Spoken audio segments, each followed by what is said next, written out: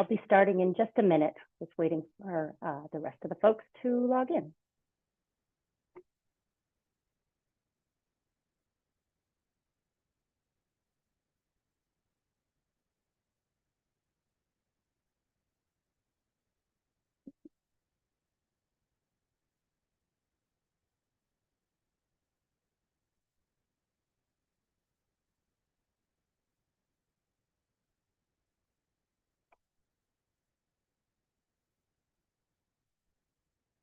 Good afternoon, everyone. Welcome to our first book talk of 2024, Finding Edward with Sheila Murray. My name is Meredith Jordan, and I'm the Director of Alumni and Stakeholder Outreach here at TMU. We are really excited to gather here today to hear more about this debut novel, which has been called Remarkable, Powerful, and a Touchstone. Before we begin, I want to pay my respects to the Indigenous peoples, elders, and ancestors who stewarded and cared for the nature and people who lived on the land where our university is located today. At the university, we have made important commitments to reconciliation, and I invite you to learn more about this work online and in person the next time we can get together on campus. A couple of quick reminders. This session is being recorded, so you'll be able to rewatch it and share it once it has been posted to our website. And if you have any questions for today's speakers, please type it into the Q&A feature. We'll do our best to get to those near the end of the session.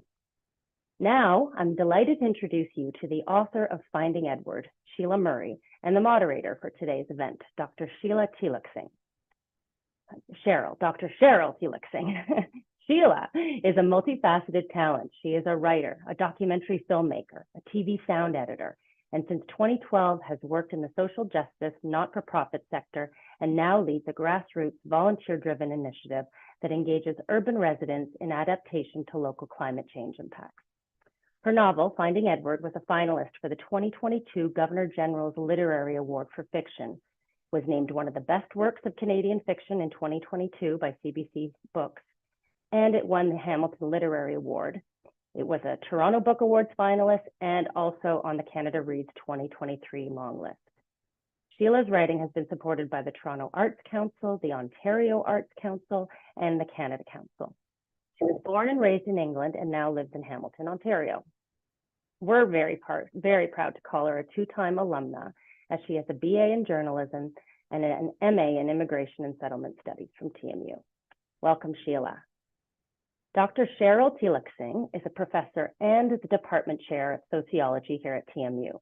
Her research over the last 2 decades has focused on examining the relationship between environmental justice in Canada and concerns for social inequality.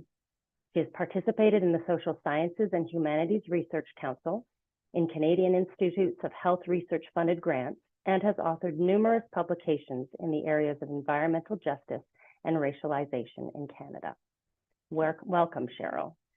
So without further ado, I'm going to pass the mic over to Cheryl to get us started.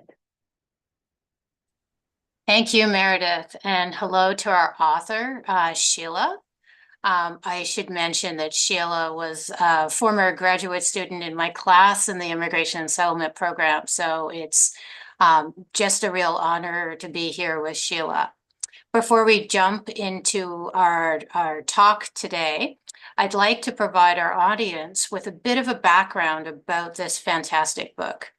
Finding Edward is a novel about a man called Cyril Roundtree, who discovers letters from the 1920s that reveal the story of a white mother who gave up her mixed-race son, Edward, for adoption.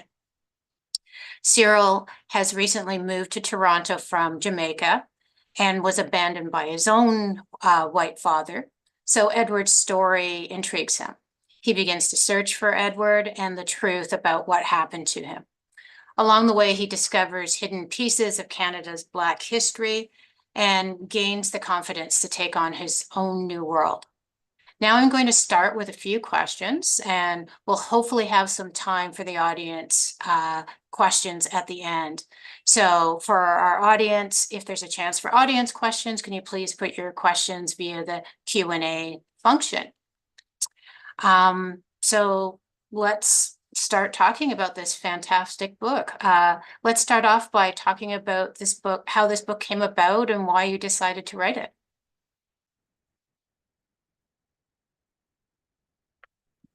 I'd better unmute myself. Thank you so much, Cheryl. Thank you, TMU. I had to get my mouth around that. I went to Ryerson, and everyone who's joined us today. Really appreciate the interest. And it's great to be talking to Cheryl again. And I'm thinking back, Cheryl, to one of the reasons I think perhaps I began to sort of frame this book was my experience with immigration and settlement studies, because in a couple of ways. One was that we spent so much time looking at a history of immigration in Canada, and at the hidden histories. I mean, there was so much there. There's so much there that the general the Canadian population does not know still, absolutely. And of course, it would be impossible to know it all. But it was really, it really intrigued me. And then I do remember in a classroom with you, you asking us in the early class to consider our social location. And I had never done that before, and I'm pretty sure that no one else in the class had that. So this is back, for listeners, it's back to in 2010 or 2009, 2008, I guess, somewhere. So a long time ago. And that was a challenging question. I think people are a lot more familiar with it now. But it really got me thinking about what that sort of personal immigrant experience is in Canada. So I appreciate all of that.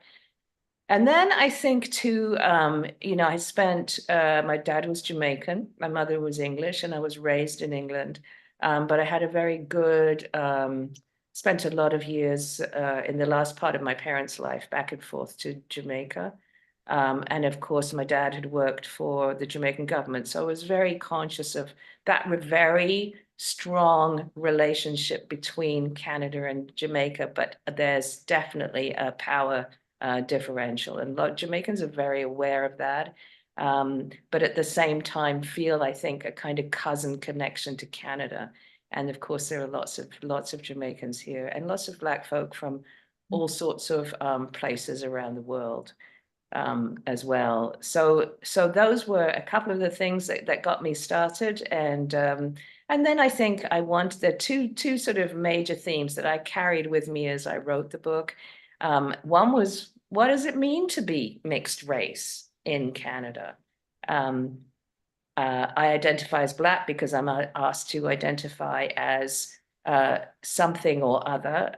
Mixed race doesn't necessarily, and there are boxes for it these days, but ultimately I'm a Black woman.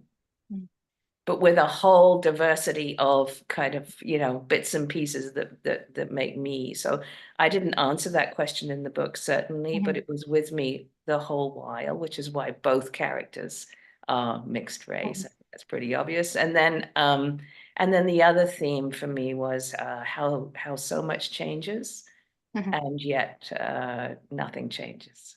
Right. Okay. So the next question is about the setting. So the book takes place mainly in the Toronto area, including the TMU campus in 2012. Why did you choose this specific location and this year to tell the story? Yeah, I think the location, I went to Ryerson, so I had in my head, I had all of those images that I knew what the cafeteria looked like. I knew what that wall where the kids met up looked like. I had a very strong sense of that campus, and so that's where after my main character Cyril, a young man, arrives in Toronto. And finally makes his way to university. It seemed the obvious place to put him. I also wanted to be, I've located him in Western Mount Dennis, which is a sort of inner suburb of Toronto. And that's where he lives. But I wanted him very much to have a relationship to the downtown area, which I am very fond of. So that was important. And also, he needed to be puzzling out how he belonged, and this is going to sound biased, but I'm going to suggest, I think there's more to puzzle out downtown than there is out there. Mhm. Right. So you've already said a little bit about this, but if you can sort of expand on it. So like Cyril, you immigrated to Canada as a young person. Were Cyril's impressions similar to your own? Mine were very different. So there's no autobiography in this story. Because I came from a majority white country. I had all, I mean, that's the experience I grew up with. Cyril came from a majority black country. And so understanding that he had a place, a sort of preconceived place from, from a white perspective was a point of, I think initially a sort of revelation for him. And then he had to figure out how to make that fit with who he was. Also, I came at a very different time, and I came with my family, so I didn't have any of these challenges particularly. And then in terms of the sort of racism that Cyril encounters, which is for the most part, I think, quite subtle, but with the occasional sort of full force experience. I was aware of a systemic racism, certainly, but it wasn't something that directly affected me when I arrived at and I'll say the last thing about the difference is that I came with a British accent at a time when Brits were really fashionable, and the kids at school would ask me to please say something with your English accent. It's so cute, and I would reply, but you people have accents too, so it was a very different sort of relationship, which is not to say that it for other people my age in school at that time, it could also be a really challenging and really difficult experience. So I was one of the luckier ones, I think.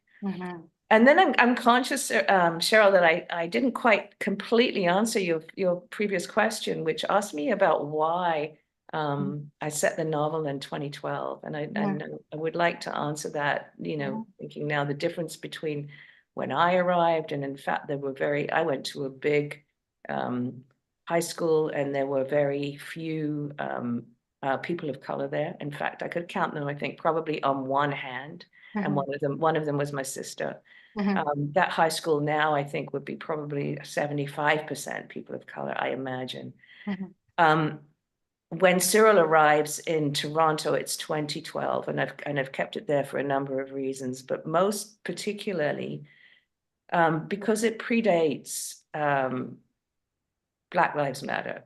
And while Toronto is for sure now a very multicultural place, and it was when Cyril arrived, certainly growing in that sort of representation.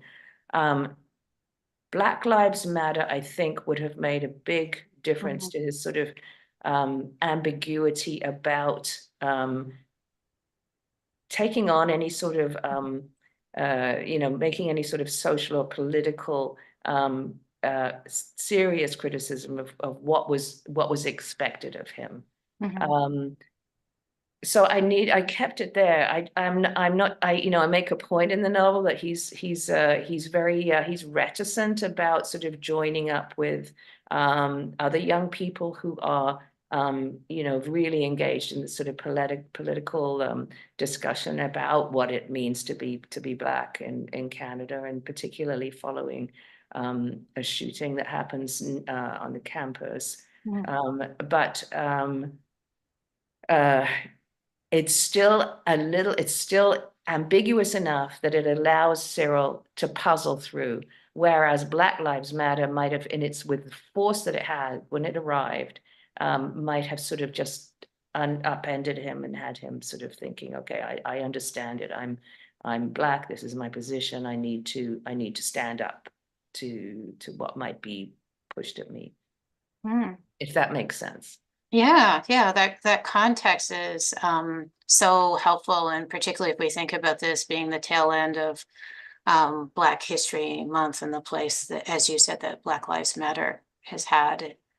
Um, if we're to switch a little bit and sort of dig into the storyline, I think the storyline that's really intriguing is the relationship between Nelson, who has such a powerful influence on Cyril's life, and he kind of encourages him to what makes his heart sing. Did you have someone who was a key influence in your life in that same sort of way? I love that question because nobody's ever asked me that, and I don't know where it came from. I think it came from Nelson. Mhm. You know, there's this remarkable experience when you're writing fiction, where characters sort of develop and take on a personality and say things that are sometimes quite surprising. That's a lovely question to be asked, and I think we should all ask ourselves that with some regularity and make sure we're on the right place. But no, there was no one in particular, but I was certainly, I think, very conscious of the fact that when my parents retired to Jamaica, because they didn't live there as a, my dad left when he was 18, and so he was 65 or so when he went back to live. And that's the Jamaica I know, that period after their retirement, really over the next 20 years, actually. But where, you know, the power goes out very regularly here they were in a small market town. The power goes out with great regularity. Next door to them was living a housekeeper, somebody who was left in the house to take care of it by a family who generally lived abroad in Florida, a Jamaican family living in Florida. And so she was there alone with her daughter, raising her daughter. And her daughter figured out that on her own, took it upon herself to, when the power went out at their house, which would happen because sometimes the electrics hadn't been paid, or I think most often because the electric bills hadn't been paid. She would come to my parents' place and knock on the door and ask to come study at that dining room table if the power was on there, or you know, in candlelight. My parents would sort of set things up so that she could continue to do her homework, which she was pretty determined to do. And she adopted them. She adopted them as her gran and gramps. And to the degree that my dad eventually put a gate in the fence that separated the two properties so that she could come and go when she wished. And I think that relationship between my dad, Ozzy, and Erica is perhaps where Cyril and I think it must be where Cyril and Nelson come from.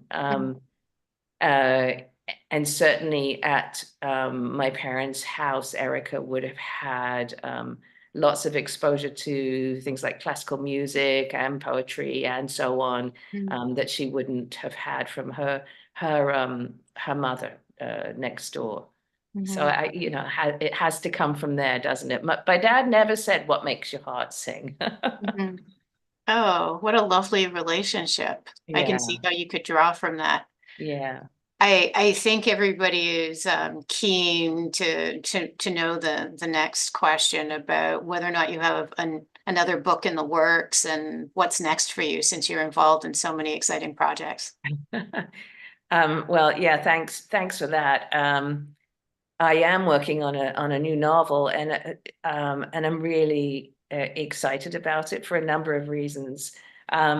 I mean, another reason that the book was set in 2012 is because I actually was writing it back then. It took a long time to find a publisher. Went out to a number of publishers and agents who, you know, sort of took it on, looked at the synopsis, were enthusiastic about reading, and then eventually declined. So it took time to find the publisher. So one of the real pleasures from the book, having had the attention it has had, is knowing that whatever I write next will get read pretty quickly. and if it's good, it'll get published. I mean, I have, I think I feel pretty certain about that. So it's a whole different experience to write something knowing that it has a life after the manuscript. Hopefully, if it's good, so there's that, and then I because I work in climate change, I work with a grassroots organization that works with low-income urban high-rise dwellers, for the most part, looking at climate impacts. And so I spend a lot of time thinking about climate change, and this book is an opportunity to put together climate change with migration, with human migration, and to do it, I hope, in a really engaging way with, I hope, very interesting characters. So I'm so looking forward to having the time to sit down and write, and to apply all the lessons that I've learned from having written now a book and been through, I think, a good 3 drafts. That in itself is a great experience, and to have been guided by some some terrific readers and a great editor. Okay, with the next question, I'll actually integrate a question from somebody who's in the audience along with sort of asking you what advice you would have as somebody who's making, great progress in the creative industries, what advice you would have for current TMU students and grads, and someone in the audience kind of related to that is asking, how did you feel that your journalism background helped you to write in terms of something that's nonfiction? Okay, those are great questions, and I to answer the journalism piece first. Yes, that was tremendously helpful. In fact, I had been writing before I went back to as a mature student, obviously, to university, and I enrolled in the magazine writing stream in journalism. And that's where I truly rediscovered my love of writing, in writing literary journalism. So I loved it. And then I was ready to start writing. Fiction is rather more freeing. Off you go. So I never really did work as a journalism, although I did do some documentary filmmaking as well. But it's certainly most important to the in the context of writing this novel, Finding Edward, because it explores hidden Black histories, or forgotten Black histories across this country. It was very, very important to me to be certain of their accuracy, so that every historical figure who is mentioned in the book was exactly as I've described, as Cyril finds him, because Cyril does a lot of. I'm sort of, doing this research on Cyril's behalf. So what Cyril finds, Cyril and I found together. And then, of course, Edward lived some of those, was alive through some of the history that's told in the book. But very important for me to be accurate about that. And that's journalism training, I'm sure. And then as for what advice I might have for other folk, I think I'm not the person to advise. I've done a number of things, but never with any sort of career ambitions. I've done things pretty much on my own terms, and so I'm no model for anybody's sort of career. But what I can say is, I never expected to be enjoying a novel, a published novel, at this point in my life. It's a real joy. And so I guess what I can say is just, if it's calling to you, go do it and see what happens. And life is hopefully long, and all sorts of things can fit in there. Well, I think you're being very modest about your role as a role model now with such an accomplished novel. Um, just in terms of turning back to the book, is there an excerpt or a quote that you thought you would like to leave us with? Um, you know, I would read from the book, but I'm aware of time. I have my shortest reading is about 3 minutes and it might drift to 4. So I don't think I can really do that.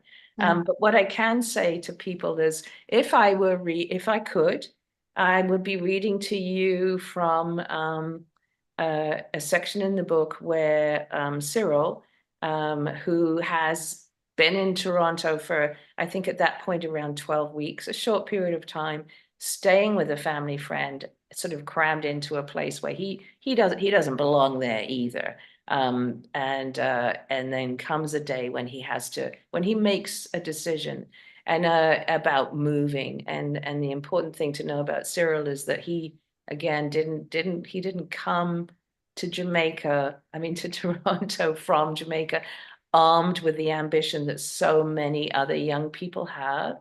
And it is a sort of armor. It doesn't tries to keep what's really troubling out while the focus is on um, making it work, getting through, getting to that first job, earning the money to either start making a life right here and now in this country, or making enough money to be able to send it home to support a family, which in Cyril's case was his immediate need. So I would read to you from that first big decision he makes in Jamaica to in Toronto to do something for himself that will serve himself, which is move. And then I would also read, if I could, a section about Edward arriving in Africville, Nova Scotia, and I think a number of people are familiar with Africville, but for those who are not, it was one of the many Black settlements, certainly in Nova Scotia, but across this country. And Black people have been in the country since the 1700s. So these places have long histories. So I would read to you from Edward's arrival in Africville, which I just loved to have seen. Unfortunately, the city of Halifax took it down, so it's not there anymore. Yeah, that connection between the immigrant today and the historical context was so powerful. There's a question that has come in from someone that says, I'm a writer having some publications in magazines. How did you find a publisher and what challenges did you face? And how do you suggest an inspiring author to publish their first work? Lots. Well, as I said, it took quite a number of years for me to get mine published. And I'll tell you how it happened, because this may be helpful. So as I said, I'd sent it out to publishers and to agents, and it was met generally with some enthusiasm, I think because it was a Black story probably, but not the Black story they were expecting. And so it was declined. And some years, and so that's over a period of some years. And I'd given up. I really had given up. But a friend of mine, who happened to be a literary friend, but she knew about the book because she'd seen me at readings. She'd never read it, but she'd seen me read from the book. And so when she had lunch with my now editor publisher, and he asked her whether if she knew of anybody whose work he should look at, she said me. So I guess what I would say then is go to readings, read when you can, and keep writing those short stories, and apply for grants, and take all the encouragement you can get where you find it. That's wonderful advice, Sheila. It's been so wonderful having the opportunity to chat with you about this wonderful book. Thank you. Thank you. Thank you so much. Thank you, Sheila and Cheryl, for that discussion. It was so interesting. And I want to thank you to our audience for being here with us today.